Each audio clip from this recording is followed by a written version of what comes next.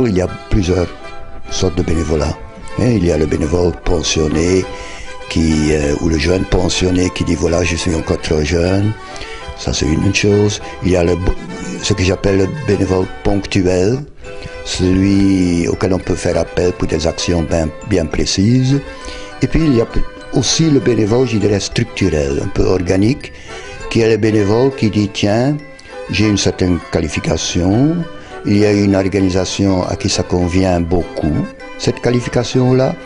Alors, si on est déjà bien dans sa peau, dans sa vie professionnelle, pourquoi ne pas mettre à disposition d'autres gens certaines de ces qualifications? Pourquoi ne pas le faire? Donc, on ne devient vraiment pas malheureux parce qu'on fait ça, vous savez.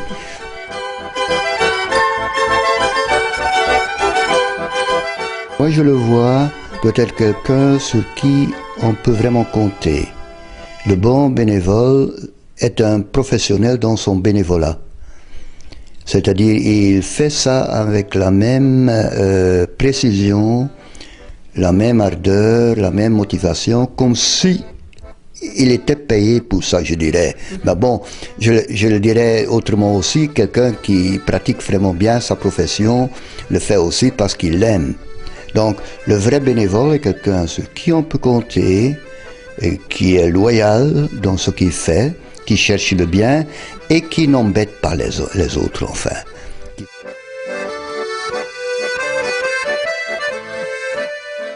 Moi, personnellement, ça fait déjà 8 ans que je connais la maison. Je suis venue comme cliente. Et voyant le travail, je ne suis pas une personne qui reste assise à ne rien faire, je ne sais pas. Et alors je me suis dit, bon, pourquoi pas? Pourquoi on fait cela? Une bonne question. Ça fait plaisir. Des fois, en fait, être volontaire, c'est faire quelque chose sans attendre quoi que ce soit. Et des fois, une simple sourire, ça peut être quelque chose de bon parce que ça rend heureux la personne à qui on sourit. Personnellement, c'est plus ou moins génital. Mon grand-père paternel a travaillé jusqu'à 86 ans. Mon père y tout, la même chose.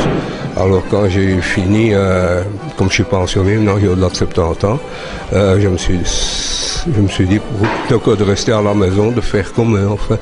Et puis pour aider un peu son prochain aussi. Je suis arrivé à la Croix-Rouge un peu par hasard. J'ai assisté à un accident de circulation. J'étais un peu là, les bras ballants, je ne savais pas bien quoi faire pour aider les victimes. J'ai suivi un cours de secourisme, j'ai rencontré des gens sympathiques, l'ambiance était très agréable et je me suis dit je vais franchir le pas.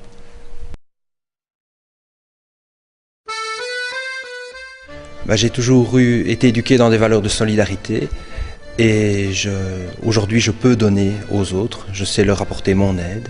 Et je trouve que c'est déjà une très grande satisfaction. Et parfois, le simple merci d'un patient qu'on a transporté est une énorme satisfaction. Pour moi, c'est un passe-temps. Et je vois des gens, je sympathise avec beaucoup de monde. J'ai des noms ici, comme il y a beaucoup de gens des SDF et tout ça qui m'appellent Bobonne, Mamie, Maman, qui ne connaissent pas vraiment mon nom. C'est qui me donnent des petits noms. Pour beaucoup, je suis leur mamie, je suis leur maman. Tous les gens qui viennent en dehors, qui n'ont plus personne ici, se sentent un peu perdus. Alors bon, un petit sourire, un petit tac, ça leur fait plaisir.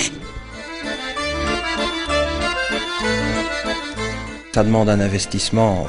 Déjà aujourd'hui, combiner vie professionnelle, vie privée, c'est compliqué pour beaucoup, mais on parvient toujours à trouver du temps pour les autres et on s'organise en conséquence. Quand le matin je dépose mon fils à l'école, on fait appel à moi pour dire que voilà, il y a un problème au niveau de connexion Internet ou au téléphone, etc.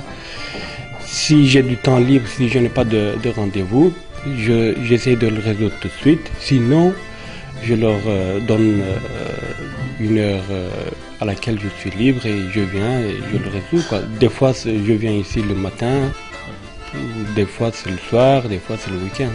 Donc il y a effectivement un créneau qui est difficile à atteindre. Ce sont ceux qui sont à la fois engagés dans une vie privée relativement active parce qu'ils doivent effectivement éduquer leurs enfants, mais aussi parce qu'ils sont en plein dans l'essor de leur vie professionnelle.